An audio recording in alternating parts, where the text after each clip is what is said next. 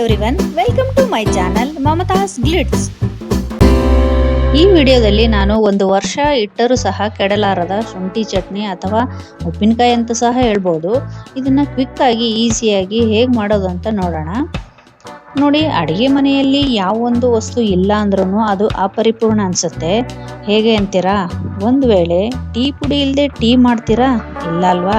ಹಾಗೆ ಉಪ್ಪು ಇಲ್ಲದೆ ಸಾಂಬಾರ್ ಮಾಡಬಹುದೇ? ಇಲ್ಲ. ಹಾಗೆ ಅರಿಶಿಣ ಇಲ್ದೇನೆ ಅದು ಚಿತ್ರಾನ್ನ ಅನ್ಸ್ಕೊಳಲ್ವಲ್ವಾ? ಇನ್ನು ಮುಖ್ಯವಾಗಿ ಶುಂಠಿ ಇಲ್ಲದೆ ಕಷಾಯ ಮಾಡಬಹುದೇ? ಇಲ್ವೇ ಇಲ್ಲ. ಹೀಗೆ ನಮ್ಮ ಅಡಿಗೆ ಮನೆಯಲ್ಲಿ ಶುಂಠಿ ಇಲ್ಲದೆ ಇರೋದೇ ಇಲ್ಲ.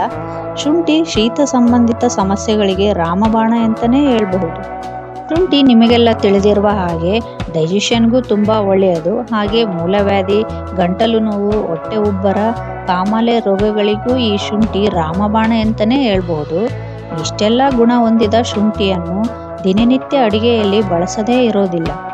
ಹಾಗಾಗಿ ನಾನು ಈ ಶುಂಠಿಯನ್ನು ಚಟ್ನಿ ರೂಪದಲ್ಲಿ ಸೇವನೆ ಮಾಡೋದ್ರಿಂದ ಈ ಎಲ್ಲ ಶುಂಠಿಯ ಗುಣಗಳು ನಮ್ಮ ದೇಹ ಸೇರಿದಂತಾಗುತ್ತದೆ. ಹಾಗಿದ್ದರೆ ಇದನ್ನು ಮಾಡಲು ಬೇಕಾಗುವ ಇಂಗ್ರೀಡಿಯೆಂಟ್ಸ್ ನೋಡೋಣ. ಶುಂಠಿ ಅರ್ಧ kg, ಹುಣಸೆ ಹಣ್ಣು 100 ಗ್ರಾಂ, ಅಚ್ಕಾರದ ಪುಡಿ 100 ಗ್ರಾಂ, ಬೆಲ್ಲ 100 ಗ್ರಾಂ, ಉಪ್ಪು 4 ರಿಂದ 5 ಸ್ಪೂನು, ಕರಿಬೇವು ಸ್ವಲ್ಪ, ಎಣ್ಣೆ 200 ml, 4 ಸ್ಪೂನ್ ಸಾಸಿವೆ, 4 ಸ್ಪೂನ್ ಧನಿಯಾ, 2 ಸ್ಪೂನ್ ಜೀರಿಗೆ, 1 ಸ್ಪೂನ್ ಮೆಂತ್ಯ. ಶುಂಠಿ ಚಟ್ನಿ ಮಾಡಲು ಕಡಾಯಿಗೆ 2 ಸಾಸಿವೆ ಹಾಕೊಳ್ಳಿ. ಸಾಸಿವೆ ಮಾತ್ರ ಸಪ್ರೇಟ್ ಆಗಿ ಹುರ್ಕೋಬೇಕು.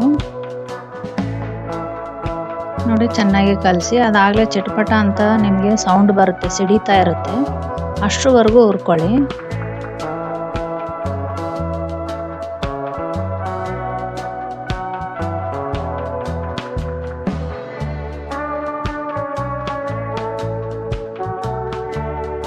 ಹಾಗೆ ಅದನ್ನೊಂದು ಪ್ಲೇಟ್ಗೆ ತಣ್ಣಗಾಗಲು ಬಿಡಿ.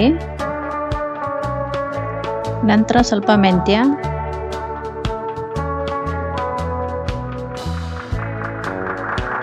ಹಾಗೆ ಧನಿಯಾ, ಜೀರಿಗೆನೂ ಸಹ ಎಲ್ಲ ಒಟ್ಟಿಗೆ ಹಾಕಿ ಚೆನ್ನಾಗಿ ಸ್ವಲ್ಪ ಫ್ರೈ ಮಾಡ್ಕೋಬೇಕು. ಈ ಮಸಾಲೆಗಳದೆಲ್ಲ ಘಮ ಬರುತ್ತೆ ಆಗಲೇ, ಅಷ್ಟರವರೆಗೂ ನೀವು ಮಾಡ್ಕೊಳ್ಳಿ. ತುಂಬ ಸೇದಿಸಬೇಡಿ, ಅದ್ರ ಟೇಸ್ಟ್ ಹೊರಟೋಗುತ್ತೆ. ಈ ಚಟ್ನಿ ನಮ್ಮ ಅಮ್ಮನಿಗೆ ತುಂಬಾ ಇಷ್ಟ. ಅವ್ರು ಹೇಳಿದ್ರು ಒಂದ್ಸಲ ಮಾಡಿ ತೋರ್ಸಮ್ಮ ಅಂತ. ಹಾಗಾಗಿ ಈ ಚಟ್ನಿ ನಿಮ್ಗೆ ಮಾಡಿ ತೋರಿಸ್ತಾ ಇದ್ದೀನಿ.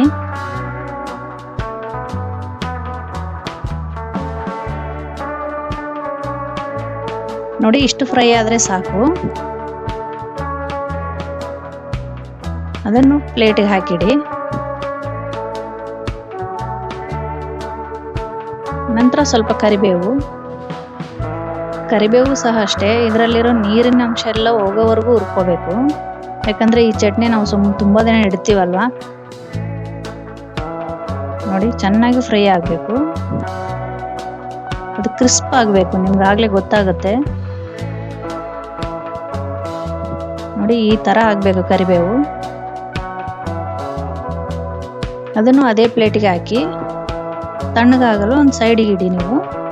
ನೋಡಿ, ಅದೇ ಕಡಾಯಿಗೆ 2 ಸ್ಪೂನ್ ಎಣ್ಣೆ ಹಾಕಿ. ಎಣ್ಣೆ ಹಾಕಿದ ನಂತರ ಕಟ್ ಮಾಡಿದ ಶುಂಠಿ ಹಾಕೊಳ್ಳಿ.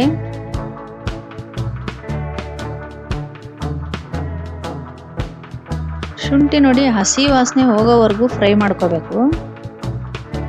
ಉಪ್ಪಿನಕಾಯಿ ಅಂತ ಬಂದರೆ ಆಂಧ್ರ ಉಪ್ಪಿನಕಾಯಿ ತುಂಬಾನೇ ಫೇಮಸ್ಸು. ಅವರು ವೆರೈಟಿ ಉಪ್ಪಿನಕಾಯಿ ಮಾಡ್ತಾರೆ. ಈ ಶುಂಠಿ ಉಪ್ಪಿನಕಾಯಿಗೆ ಅವರು ಅಲ್ಲಂ ನಿಲ್ವ ಪಚ್ಚಡಿ ಅಂತಾರೆ. ಅಲ್ಲಂ ಅಂದರೆ ಶುಂಠಿ, ನಿಲ್ವ ಪಚ್ಚಡಿ ಅಂತಂದರೆ ತುಂಬ ದಿನ ಸ್ಟೋರ್ ಮಾಡುವ ಉಪ್ಪಿನಕಾಯಿ ಎಂದರ್ಥ. ಇದು ನೋಡಿ, ಸೈಡಿಗೆ ಫ್ರೈ ಆಗ್ತಾ ಇರಲಿ. ನಾವು ಅಷ್ಟರೊಳಗೆ ಮಸಾಲೆ ಪುಡಿಗಳನ್ನ ಪೌಡ್ರ್ ಮಾಡ್ಕೊಳ್ಳೋಣ. ನೋಡಿ, ಮೊದಲೇ ಫ್ರೈ ಮಾಡಿ ಇಟ್ಕೊಂಡಿರೋ ಮಸಾಲೆಗಳನ್ನೆಲ್ಲ ಮಿಕ್ಸಿ ಜಾರಿಗೆ ಹಾಕೊಳ್ಳಿ. ಎಲ್ಲನೂ ಒಟ್ಟಿಗೆ ಹಾಕಿ ಪೌಡ್ರ್ ಮಾಡಿ ಒಂದು ಬೌಲಲ್ಲಿ ಎತ್ತಿಟ್ಕೊಳ್ಳಿ. ನೋಡಿ, ಸೈಡಲ್ಲಿ ಶುಂಠಿ ಫ್ರೈ ಆಗಿಬಿಟ್ಟಿದ್ದೀವಿ ನೋಡಿ. ಹಾಗೆ ಇನ್ನೊಂದು ಸ್ವಲ್ಪ ಕೈ ಆಡಿಸಿ. ನೋಡಿ, ಇಷ್ಟರ ಮಟ್ಟಿಗೆ ಫ್ರೈ ಆದರೆ ಸಾಕು. ಅದನ್ನು ತಣ್ಣಗಾಗಲು ಒಂದು ಪ್ಲೇಟಿಗೆ ಹಾಕಿ ಸೈಡ್ಗಿಡಿ. ನೋಡಿ, ಅದೇ ಕಡಾಯಿಗೆ ಹುಣಸೆಹಣ್ಣು ಹಾಕ್ಕೊಳ್ಳಿ. ಹುಣಸೆಹಣ್ಣು ಚೆನ್ನಾಗಿ ಎಲ್ಲ ಕ್ಲೀನ್ ಮಾಡಿ ಇಟ್ಕೊಂಡಿರಬೇಕು. ಅದೇ ಹುಣಸೆಹಣ್ಣಿಗೆ 1.5 ಬೌಲ್ ಅಷ್ಟು ನೀರು ಹಾಕ್ಕೊಳ್ತಾ ಇದ್ದೀನಿ. ನಾನು ಹುಣಸೆಹಣ್ಣು ಮೊದಲೇ ನೆನೆಸಿಟ್ಟಿಲ್ಲ, ಈಗ ಬಾಯ್ಲ್ ಮಾಡ್ಕೊಳ್ತೀನಲ್ಲ ಅದು ಗೊಜ್ಜು ಥರ ಬರುತ್ತೆ ನಿಮಗೆ. ಇಲ್ಲಿ ನೀರು ಸ್ವಲ್ಪ ಜಾಸ್ತಿನೇ ಹಾಕ್ಕೊಂಡಿದ್ದೀನಿ, ಯಾಕಂದರೆ ನೋಡಿ ಮಾವಿನಕಾಯಿ ಉಪ್ಪಿನಕಾಯಿ ಆಗಲಿ ನಿಂಬೆಹಣ್ಣಾಗಲಿ ಕಟ್ ಮಾಡಿ ಉಪ್ಪು ಹಾಕಿ ಒಂದಿನ ಹಾಗೆ ಬಿಡ್ತೀವಿ, ಅದು ಚೆನ್ನಾಗಿ ನೀರು ಬಿಟ್ಕೊಂಡಿರುತ್ತೆ. ಆದರೆ ಶುಂಠಿಯಲ್ಲಿ ನೀರಿನ ಅಂಶ ಇರಲ್ಲ, ಈ ಉಪ್ಪಿನಕಾಯಿ ನಿಮಗೆ ಗಟ್ಟಿಯಾಗಿ ಬಂದ್ಬಿಡುತ್ತೆ. ಹಾಗಾಗಿ ಸ್ವಲ್ಪ ಲಿಕ್ವಿಡ್ ಆಗಿ ಬರಬೇಕಂದ್ರೆ ನಿಮಗೆ ಈಗ ಈ ಗೊಜ್ಜೆ ನಿಮಗೆ ಅದಕ್ಕೆ ಸ್ವಲ್ಪ ಲಿಕ್ವಿಡ್ ಆಗಿ ಬರುತ್ತೆ ನೋಡಿ. ಪಲ್ಪ್ ಎಲ್ಲ ಸ್ವಲ್ಪ ಬೇಯಬೇಕು, ಹುಣಸೆಹಣ್ಣಿನ ಪಲ್ಪ್ ಎಲ್ಲ ಅಷ್ಟರವರೆಗೂ ಚೆನ್ನಾಗಿ ಕುದಿಸ್ಕೊಳ್ತಾ ಇರಿ.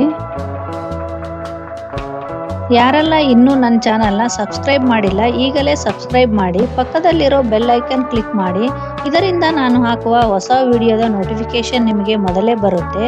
ಹಾಗೆ ಒಂದು ಲೈಕ್ ಕೊಡಿ, ಇದರಿಂದ ನನಗೆ ಇನ್ನೂ ಹೆಚ್ಚು ವಿಡಿಯೋ ಮಾಡಲು ಉತ್ಸಾಹ ಬರುತ್ತೆ. ಈಗ ನೋಡಿ ಸ್ವಲ್ಪ ಪಲ್ಪ್ ಎಲ್ಲ ಚೆನ್ನಾಗಿ ಬೆಂದಿದೆ. ಈಗ ಅದ್ರ ಜೊತೆಗೇನೆ ಬೆಲ್ಲ ಮಿಕ್ಸ್ ಮಾಡ್ಕೊಳ್ಳಿ. ಆ ಬೆಲ್ಲನೂ ಅಷ್ಟೇ ಚೆನ್ನಾಗಿ ಎಲ್ಲನೂ ಕರಗಲಿ, ಗೊಜ್ಜಲ್ಲೆಲ್ಲ ಮಿಕ್ಸ್ ಆಗಬೇಕು.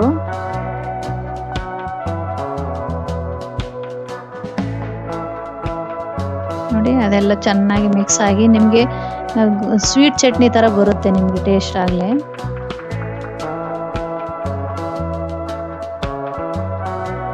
ನೋಡಿ ಈಗ ನೋಡಿ ಹುಣಸೆಹಣ್ಣು ಪಲ್ಪ್ ಎಲ್ಲ ಚೆನ್ನಾಗಿ ಬೆಂದು ನೋಡಿ. ಮುಂಚೆನೇ ಹುರಿದಿಟ್ಟಿರುವ ಶುಂಠಿಯನ್ನು ಮಿಕ್ಸಿಯಲ್ಲಿ ಹಾಕಿ ಪೇಸ್ಟ್ ಮಾಡ್ಕೊಳ್ಳಿ. ಎಲ್ಲನೂ ತಣ್ಣಗಾಗಿದೆ. ಅದೇ ಮಿಕ್ಸಿ ಜಾರಿಗೆ ತಣ್ಣಗಾಗಿರುವ ಹುಣಸೆಹಣ್ಣು ಗೊಜ್ಜು ಸಹ ಹಾಕಿ ಅದನ್ನು ಮಿಕ್ಸಿ ಮಾಡ್ಕೊಳ್ಳಿ. ಕಡಾಯಿ ಬಿಸಿಗಿಟ್ಟು ಎಣ್ಣೆ ಹಾಕ್ಕೊಳ್ಳಿ.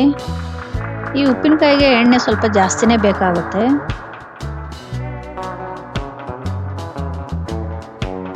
ನೋಡಿ ಎಣ್ಣೆ ಬಿಸಿ ಆದಮೇಲೆ 1 ಸ್ಪೂನ್ ಸಾಸಿವೆ,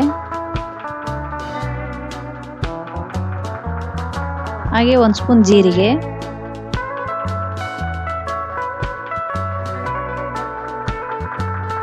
ಸಾಸಿವೆ ಜೀರಿಗೆ ಫ್ರೈ ಆದಮೇಲೆ 1 ಗಡ್ಡೆ ಬೆಳ್ಳುಳ್ಳಿ ಜಜ್ಜಿ ಹಾಕ್ಕೊಂಡಿದ್ದೀನಿ ನಾನು. ಬೆಳ್ಳುಳ್ಳಿ ಜಜ್ಜಿ ಹಾಕೋದ್ರಿಂದ ಅದ್ರ ಫ್ಲೇವರು ಚೆನ್ನಾಗಿ ಬಿಟ್ಕೊಳ್ಳುತ್ತೆ. 2 ಸ್ಪೂನ್ ಕಡಲೆಬೇಳೆ,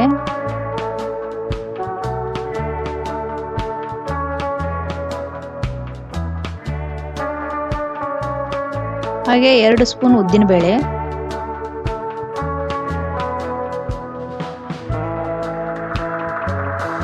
4 ರಿಂದ 5 ಒಣಮೆಣಸಿನಕಾಯಿ ಕಟ್ ಮಾಡಿ ಹಾಕ್ಕೊಂಡಿದ್ದೀನಿ.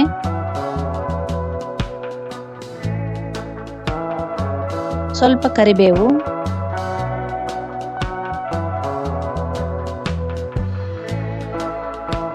ಒಂದು ಸ್ವಲ್ಪ ಹಿಂಗ ಹಾಕ್ಕೊಂಡು ಎಲ್ಲಾನು ಚೆನ್ನಾಗಿ ಒಂದ್ಸಲ ಮಿಕ್ಸ್ ಮಾಡ್ಕೊಳ್ಳಿ. ನೋಡಿ ಚೆನ್ನಾಗಿ ಎಲ್ಲ ಒಗ್ಗರಣೆ ಫ್ರೈ ಆಗಲಿ.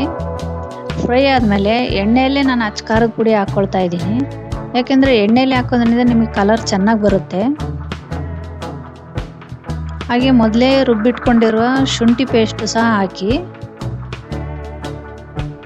ನೋಡಿ ಇಷ್ಟು ಫೈನ್ ಪೇಸ್ಟ್ ಮಾಡ್ಕೋಬೇಕು.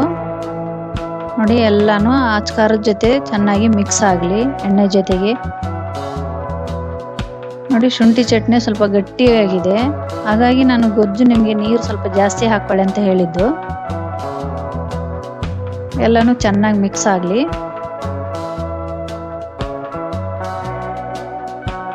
ಹಾಗೆ ಸ್ವಲ್ಪ ಆದರೂ ನೋಡಿ ಎಣ್ಣೆ ಸ್ವಲ್ಪ ಕಡಿಮೆ ಅನಿಸ್ತು, ಇನ್ನೊಂದು 2 ಸ್ಪೂನ್ ಹಾಕ್ಕೊಂಡಿದ್ದೀನಿ. ಅದನ್ನು ಎಲ್ಲ ಚೆನ್ನಾಗಿ ಮಿಕ್ಸ್ ಮಾಡ್ಕೊಳ್ಳಿ. ಈಗ ರುಬ್ಬಿಟ್ಟಿರುವ ಹುಣಸೆಹಣ್ಣು ಗೊಜ್ಜು ಹಾಕ್ಕೊಂಡು ನೋಡಿ ಎಲ್ಲಾನು ಮಿಕ್ಸಿಗೆ ಹಾಕಿದ್ಮೇಲೆ ಈ ಥರ ಪೇಸ್ಟ್ ಥರ ಆಗಿದೆ ಹುಣಸೆಹಣ್ಣದ್ದು. ಅದನ್ನು ಎಲ್ಲ ಚೆನ್ನಾಗಿ ಮಿಕ್ಸ್ ಮಾಡ್ಕೊಳ್ಳಿ. ಹಾಗೆ ಮಸಾಲೆ ಪುಡಿ, ಉಪ್ಪು ಎಲ್ಲನೂ ಹಾಕಿ ಚೆನ್ನಾಗಿ ಮಿಕ್ಸ್ ಮಾಡ್ಕೊಳ್ಳಿ. ಫ್ಲೇಮ್ ನೋಡಿ ಲೋವಲ್ಲೇ ಇರಲಿ, ಇಲ್ಲೊಂದು ತಳ ಹಿಡಿದ್ಬಿಟ್ರೆ ಅದು ನಿಮಗೆ ಕಹಿ ಬಂದ್ಬಿಡುತ್ತೆ. ಲೋ ಫ್ಲೇಮಲ್ಲೇ ಎಲ್ಲನೂ ಚೆನ್ನಾಗಿ ಮಿಕ್ಸ್ ಮಾಡ್ಕೊಳ್ಳಿ. ಎಲ್ಲ ಮಸಾಲೆ ಗೊಜ್ಜು ಉಪ್ಪು ಹಾಗೆ ಸ್ವಲ್ಪ ನೋಡಿದೆ ಕಡಿಮೆ ಅನಿಸ್ತು, ಇನ್ನೊಂದು ಸ್ವಲ್ಪ ಹಾಕ್ಕೊಂಡಿದ್ದೀನಿ. ನೋಡಿ ಚೆನ್ನಾಗಿ ಮಿಕ್ಸ್ ಆಗಲಿ. ಒಂದೆರಡು ನಿಮಿಷ ಮುಚ್ಚಳ ಮುಚ್ಚಿಡಿ. ನೋಡಿ ಸುತ್ತಲೂ ನಿಮಗೆ ಆಗಲೇ ಎಣ್ಣೆ ಕಾಣಿಸುತ್ತೆ. ಅಷ್ಟಾದರೆ ಸಾಕು. ಇನ್ನೊಂದ್ಸಲ ಎಲ್ಲನೂ ಚೆನ್ನಾಗಿ ಮಿಕ್ಸ್ ಮಾಡಿದರೆ ಶುಂಠಿ ಚಟ್ನಿ ರೆಡಿ ಆಗುತ್ತೆ. ಈ ಚಟ್ನಿ ಒಂದಿದ್ರೆ ಸಾಕು. ಸಾಂಬಾರು, ಸಾರು, ರಸಂ ಏನೂ ಬೇಡ. ಬಿಸಿ ಬಿಸಿ ಅನ್ನದ ಜೊತೆ, ಚಪಾತಿ, ರೊಟ್ಟಿ, ದೋಸೆ ಹಾಗೂ ಪರೋಟ ಜೊತೆಗೂ ಚೆನ್ನಾಗಿರುತ್ತೆ. ಈ ಚಟ್ನಿನೂ ಸಹ 2ರಿಂದ 3 ದಿನ ಸ್ವಲ್ಪ ಬಿಟ್ಟು ತಿಂದರೆ ರುಚಿ ಇನ್ನೂ ಚೆನ್ನಾಗಿರುತ್ತೆ. ಇದೇ ಥರ ಕೆಂಪು ಚಟ್ನಿ ಸಹ ಮಾಡಿದ್ದೀನಿ. ಅದರ ಲಿಂಕ್ನ ಡಿಸ್ಕ್ರಿಪ್ಷನಲ್ಲಿ ಕೊಟ್ಟಿರ್ತೀನಿ. ಯಾರೆಲ್ಲ ಆ ವಿಡಿಯೋ ನೋಡಿಲ್ಲ ಅಂತಂದರೆ ಚೆಕ್ ಮಾಡ್ಕೊಳ್ಳಿ. Like, subscribe and don't forget to click on bell icon. Next ವಿಡಿಯೋದಲ್ಲಿ ಸಿಗೋಣ. ಬಾಯ್ ಬಾಯ್.